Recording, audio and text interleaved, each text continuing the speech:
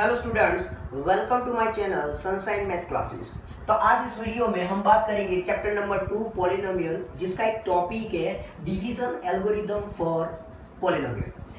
तो अब इसके रिलेटेड हम बात करेंगे कि लोअर स्टैंडर्ड में हम डिवीजन किस तरह से करते थे। तो हम कुछ इस तरह से करते थे कि सपोज हमें एक क्वेश्चन दिया हुआ है कि 5 डिवाइडेड बाई 2, तो 5 लिखते थे हम और 2 से उसको डिवाइड करते, तो हमें आंसर मिलता था कि 2 2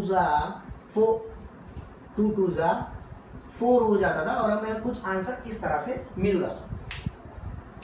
तो ये जो वैल्यू थी उसको हमने 2 से डिवाइड किया तो हमें कुछ 2 मिला और यहाँ पे कुछ बाकी रह गया है, क्योंकि 5 को 2 से डिवाइड नहीं कर सकते हैं, तो इसके लिए हमारा कुछ बाकी रह जाता है। तो उसको हम क्या बोलते थे, ये हमारा क्या बाकी रह जाता था, रिमाइंडर बाकी रह जाता था। ओके, इसको हम क्या बोलते थे, डिवाइडेंड बोलते थे। इसको हम क्या बोलते थे, क्वोशिएंट बोलते थे, और ये जो हमारा था उसको हम डिवाइजर बोलते थे। तो इस तरह से हमारा डिवीजन खत्म होता था कि 5 को हमने 2 से डिवाइड किया तो ये 5 हमारा डिवाइडेड हो गया। इसका मतलब क्या हुआ कि ये जो वैल्यू आई 2 आया, इसके साथ हमने क्या किया, उसका मल्टीप्लिकेशन किया, मतलब कि 2 2 जा 4 हो गया, और उसके साथ जो बाकी रह गया 1, उसका क्या कर दिया हमने, एडिशन कर दिया, मतलब 2 2 जा 4 हो गया और ये 1 कितना आ गया हमारा, 5 मिल गया। तो हमें किस तरह से मिला, ये 5 किस तरह से मिला, तो 5 is equal to 2 multiply by हमने 2 किया और प्लस में क्या आ गया, 1 आ गया। तो इस तरह से हमारा 5 हुआ। तो ये किस तरह से मिला, हमारा 5 क्या बोलेंगे, उसको डिवाइडेंड बोलते थे, और 2 क्या था हमारा, डिवाइजर, मल्टीप्लाई बाय 2 क्वोशिएंट, और प्लस 1 मतलब रिमाइंडर। तो इससे हमारा बन जाता था, एक फॉर्मेशन बनता था जिसको हम क्या बोलेंगे, डिवीजन एल्गोरिदम बोलेंगे। अब इसको अगर सिंपल, अगर वेरिएबल के अंदर लिखा जाए कि उसको सिंपल बात में बताऊं, तो डिविडेंड को हम क्या बोलेंगे, अब जो हमने 9th स्टैंडर्ड में सीख के आए, अब इसको क्या बोल देते हैं, हम px बोलेंगे। इसको हम क्या बोलते थे, डिवाइजर को gx बोलेंगे, क्वोशिएंट को हम क्या बोलेंगे, qx बोलेंगे, और इसको हम क्या बोलेंगे, rx बोलेंगे। मतलब हमने px लिखा, gx लिखा, qx लिखा, rx लिखा, क्यों, क्योंकि हम चैप्टर जो पढ़ रहे हैं वो क्या है, पॉलिनोमियल है, और यहाँ पे हम नंबर की बात नहीं कर रहे हैं, हम पूरे पॉलिनोमियल की बात कर रहे हैं। तो हम पॉलिनोमियल का सिंबल इस तरह से ही लिखते हैं, तो सबको मैं px नहीं लिख सकता हूँ, तो मैंने सबके नाम डिफरेंट कर दिए। ओके, तो हमारा आंसर क्या है कि डिवाइडेंड को हम क्या बोलेंगे, px बोलेंगे, कि हमें एक पॉलिनोमियल दिया हुआ है। हमें यही है कि यहाँ पे कोई पॉलिनोमियल दिया होगा, उसको एक दूसरे पॉलिनोमियल से क्या करेंगे, डिवाइड करेंगे, तो हमारा आंसर क्या आएगा, पॉलिनोमियल ही बचता है। एक बात आप याद रखना कि आप एक पॉलिनोमियल को दूसरे पॉलिनोमियल के साथ प्लस करो, माइनस करो, मल्टीप्लाई करो या डिवाइड करो, हमें आंसर ऑलवेज क्या मिलता है, पॉलिनोमियल ही मिलता है। ओके, तो यही हमारा क्या था, एल्गोरिदम, डिवीजन एल्गोरिदम, और इसके हिसाब से हमें जो क्वेश्चन करने हैं आगे, वो इस फॉर्मेट से ही करने। और दूसरी बात बता दूं, तो ये कुछ हमारा 9th स्टैंडर्ड के जैसे लग रहा है कि उसके अंदर हमने लॉन्ग डिवीजन मेथड पढ़ के आए थे कि डिवाइड किस तरह से हम करते थे। ओके, तो एग्जांपल ले लेता हूं मैं यहाँ पे। सपोज यहाँ पे जो हमारा टेक्स्ट बुक के अंदर एग्जांपल दिया हुआ है, एग्जांपल नंबर 7, उसको हम सोल्व कर देते हैं। तो क्वेश्चन ये है कि divide 3x cube plus x square plus 2x plus 5 by 1 plus 2x plus x square. तो ये जो हमें एग्जांपल 7 दिया हुआ है, उसको हमें डिवाइड करना है। तो देखते हैं इसको डिवाइड करने से हमें कौन सा फॉर्मेट ये मिलता है। ओके, चलो मैं यहाँ पे डिवाइड कर देता हूँ उसको।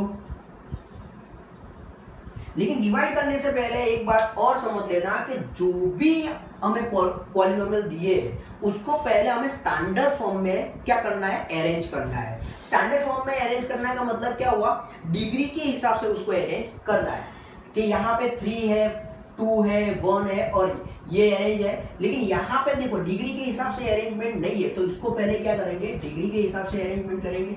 तो x² + 2x + 1 और इसको हमें डिवाइड करना है, मतलब ये हमारा डिवाइजर हुआ, मतलब ये क्या हुआ हमारा gx हुआ और इसको हम क्या बोलेंगे px।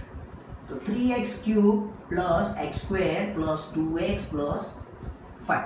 तो हमारा आंसर क्या रहेगा, ये चीज हमें लानी है, ये चीज हमारे पास है, ऐसा समझ लो कि ये चीज हमें लानी है और इतनी चीज हमारे पास पड़ी हुई है। तो यहाँ पे हमें 3x³ लाना है और यहाँ पे सिर्फ हमारे पास x² ही है। तो यहाँ पे देख लो हमारे पास 3 नहीं है, तो हम 3 लाना पड़ेगा हमें। यहाँ पे x² है, यहाँ पे x³ है, मतलब यहाँ पे 2 है हमारे पास, जरूरत कितने की थी, 3 की, तो यहाँ पे एक और लाना पड़ेगा। तो हमारा ये फर्स्ट स्टेप हो गया। अब हम मल्टीप्लाई कर देते हैं कि 1 × 3 3 x² × x, तो x³ देन 2 × 3 तो कितना आएगा 6x² देन 1 × 3 तो 3x। Okay, then change the sign, तो plus minus plus minus plus minus, अगर प्लस है तो माइनस कर दो, यहाँ पे भी प्लस है माइनस हो जाएगा, प्लस है माइनस हो जाएगा। ये कट ऑफ हो गया, ये -6 है, यहाँ पे 1 प्लस है, तो हमारा क्या बचेगा 5x², लेकिन कैसा माइनस, यहाँ पे -3 है, यहाँ पे +2 है, तो यहाँ पे भी क्या बचेगा -x, क्योंकि -3 में से 2 प्लस चला गया એટલે -1 बचेगा और यहाँ से हम क्या आ गया +5। अब दूसरा सेकंड स्टेप हम किस तरह से करेंगे, तो यहाँ पे साइन लाने के लिए यहाँ पे देखना, यहाँ पे जो भी साइन दी गई है, सपोज यहाँ पे माइनस साइन है तो यहाँ पे भी माइनस साइन ही पुट करो। और यहाँ पे फिर सोचो, वापस से यही सोचते हैं कि हमारे पास 5x² की जरूरत थी, हमारे पास इतनी चीज पड़ी हुई है, तो यहाँ पे 5 की जरूरत है, यहाँ पे नहीं है तो 5 ला दो। यहाँ पे x² है, यहाँ पे भी x² है, तो जरूरत नहीं है, तो बस हमें जरूरत कितने की पड़ी 5।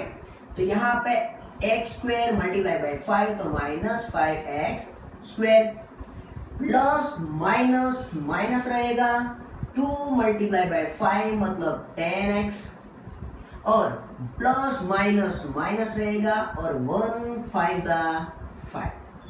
ओके, तो वापस से साइन चेंज हो जाएगा, ये प्लस हो जाएगा, ये भी प्लस हो जाएगा, ये भी प्लस हो जाएगा, इसकी वैल्यू 0 हो गई, ये प्लस 10x है, ये -x है, मतलब यहाँ पे कितना बचेगा 9x। यहाँ पे भी क्या है, ये 5 प्लस है, ये भी 5 प्लस है, तो यहाँ पे कितना बचेगा 10। तो ये इसके हिसाब से यहाँ पे आगे कुछ नहीं रहेगा।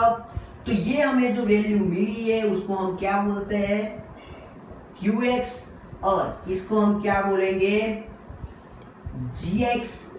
ये जो वैल्यू हमारी है उसको हम बोलेंगे px और ये जो हमारा बाकी रह गया लास्ट में उसको हम क्या बोलेंगे rx। तो इसका मतलब अगर इसके हिसाब से देखा जाए तो हमारा px था 3x³ plus x² plus 2x plus 5।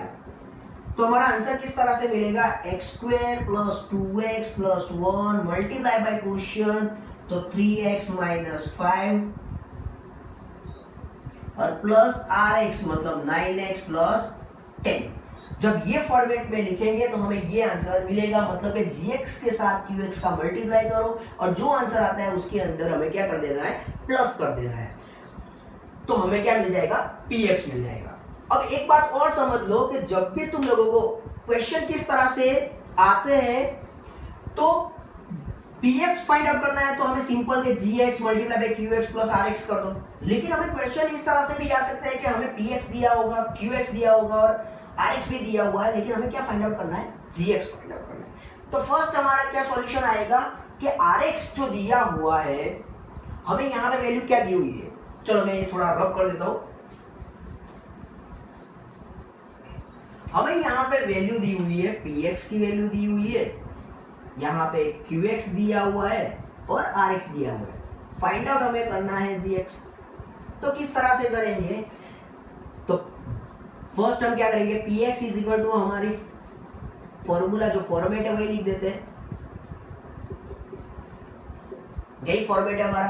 तो यहाँ पे हमें वैल्यू क्या नहीं दी गई, px है हमारे पास है, qx है, rx भी है। तो हम क्या करेंगे, rx को px में से पहले क्या करना है, माइनस करना है, देन ये जो हमारा qx है यहाँ पे क्या हो जाएगा, डिवाइड। तो हमें क्या मिल जाता है, gx की फॉर्मूला मिल जाती है। क्लियर हुआ? तो हमें क्वेश्चन में यही हुआ होगा कि हमें ये 4 जो चीज दी हुई है 1 2 3 और 4, उसमें से कोई भी 3 वैल्यू दी होगी और हमें बोला होगा कि rx फाइंड आउट करो, gx फाइंड आउट करो, px फाइंड आउट करो या qx फाइंड आउट करो। तो इस वीडियो के लिए बस इतना ही। दूसरे वीडियो के अंदर हम दूसरे कुछ एग्जांपल सॉल्व करेंगे इसी टॉपिक के रिलेटेड। तब तक के लिए थैंक यू।